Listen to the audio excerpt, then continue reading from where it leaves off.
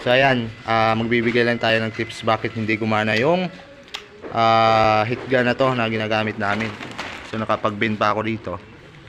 So nung 3/4 na yung ni-bend ko, wala nang buga na init.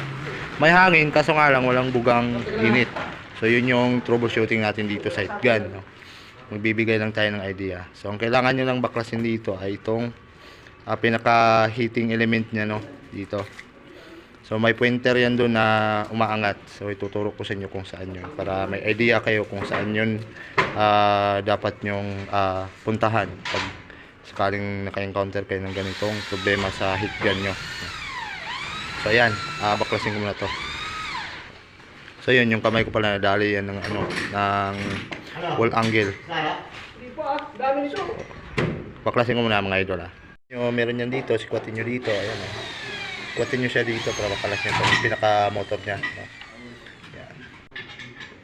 So ayan, nakalas na natin mga idol. Ayan na yung pinaka blower nya, ito yung pan blower nya, no? So dito lang yun sinisikwat to. So andito yung kanyang heating element, no? So makikita nyo dito sa ilalim meron yang, ayan, no?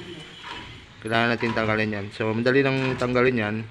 Yung mga tornilyo niya kalasin nyo muna. Pero bago nyo yung kalasin, kailangan nyo munang yan, lagyan ng tagging kung saan naka-location to, para hindi kayo maligaw mamaya pagkabit.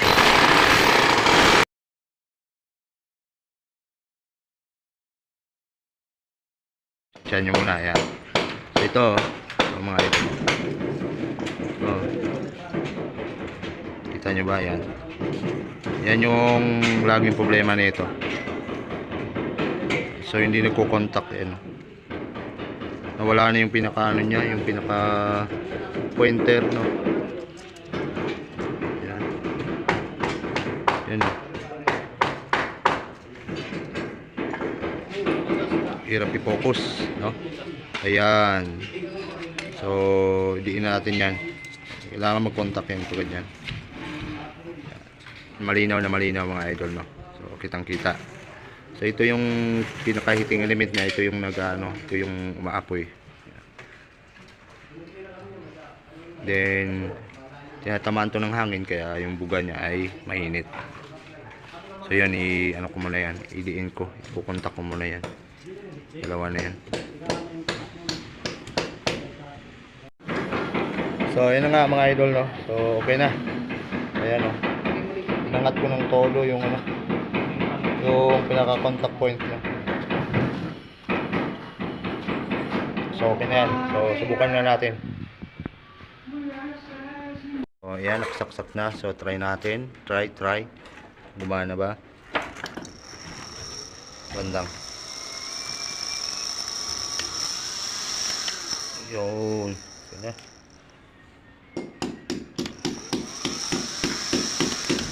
Yan. So ayos, good job.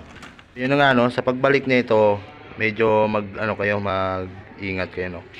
Kasi itong part na to, ayan, ay napakahirap yan. Itugma dito sa may tornilyo na to. So lagay kayo ng tape. So ganyan yung ginawa ko. So itong lock na to, saka itong lapad niya, hindi talaga yung masinter. Dito talaga yung sa gilid. No? So napakatagal yan ibalik kung hindi tutugma, hindi akma yung sa tornilyuhan. So talagang ililigaw kanya ng landas. So isang idea lang. So lagay kayo ng ng tagging pag nagbaklas kayo. Ayan. Kamay ko na yan, nadali yan ng ng wall angle. Ayan, yung sugat, kitang-kita. So yun, magamit na natin tong ating heat gun ngayon. So balik ko muna lahat. Kalas naman itong mga idol, meron yan ditong clip. Ayan, itong kulay orange na to. Ayan, meron yang lock dito. So para matanggal nyo itong buong body nya. Then dito naman, meron yan dito. So pag natanggal nyo to, ito, next nyo iangat ito, itong kulay itim na to. Then next nyo ito, kasi ito buo to. Ito, buo yan. Para baklas nyo siya. Okay? So, kailangan nyo lang baklasin yung tornilyo dito. Ito ibang klaseng tornilyo, so sinira ko na yan. Ito Ito. So, bali, 2, 4, tornilyo. Okay? Yan. So, ganun lang pagkalas. So, ngayon, babalik lang natin itong mga cover na kinalas natin. Yan. Ganun lang kasimple. Yan, mga tornilyo niya.